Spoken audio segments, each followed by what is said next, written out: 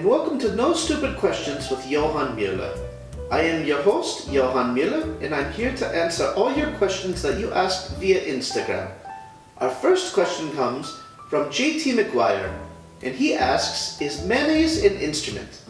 Now, that is a very interesting question, and it originates from an episode of SpongeBob SquarePants in Season 2, the episode Band Geeks, in which Patrick Star asks Squidward if mayonnaise counts as a musical instrument.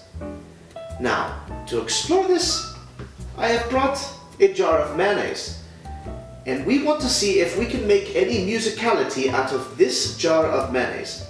And if I strike it, you see we can get a percussive sound out of it, and we can even do things such as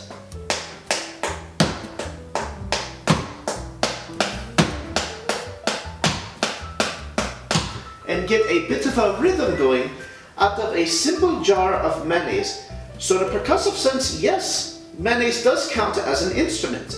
Now, if we take the sounds that come out of the mayonnaise, we can use a digital audio interface and be able to transpose those sounds into different pitches and be able to make more musical notes out of it.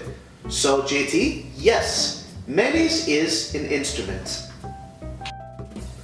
Our next question comes from Baby DeWalt, and he asks, fine weather we're having today, huh? Now this is a very interesting question, because it's not really a question at all, but more of a statement. However, on a psychological sense, people do have different preferences as far as weather goes.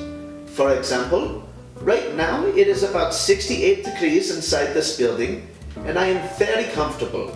If it was hotter, not so much. Outside it is about 78 degrees, and that's also very comfortable for me. If it was a little bit hotter, not so much. A little bit cooler, I'd still be okay. But when it gets even chillier and chillier, it's not so comfortable anymore. However, for other people, they may have a preference for much hotter weather or much colder weather. So today might not be such fine weather for them. But for me, yes, it is very fine weather. Thank you, Baby DeWalt. Our next question comes from Dr. Rahlf, and he asks, if China is 12 hours ahead of us, why do they not warn us about future destructions and disasters? Now that is a good question indeed, because it would seem that the best thing to do for China would be to warn everyone about disasters that were coming in the future.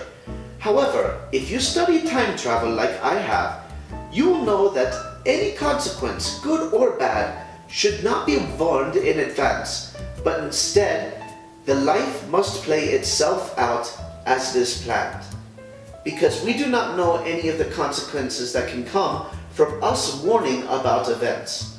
So China must play the difficult role of not saying anything even though they know something is going to happen. Thank you, Dr. Rahlf. Our next question comes from Quindex, and he asks, what's the stupidest question? It is that one. I hope I was able to answer your question. Stephen C. Roger asked, how many licks does it take to get to the center of a Tootsie Pop?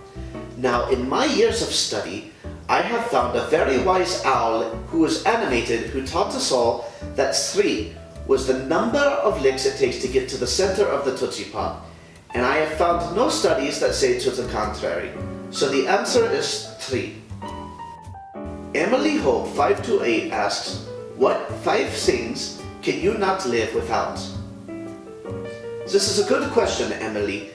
Now, I make a living answering stupid questions, so the first thing I would say that I cannot live without is stupid questions. So please, keep asking me your stupid questions. The other 4 would be water, food, nice weather, and nice sweaters. I hope I was able to answer your question. Thank you, Emily Hope 528. Our next question comes from Jade.Lemonade. She asks, do you think BYU will make a bowl game? No, I do not.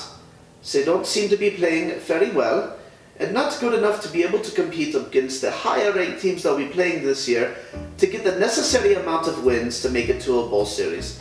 If they do, they will be one of the sub 500 teams that does somehow get invited to the bowl games. Thank you, Jade.Lemonade.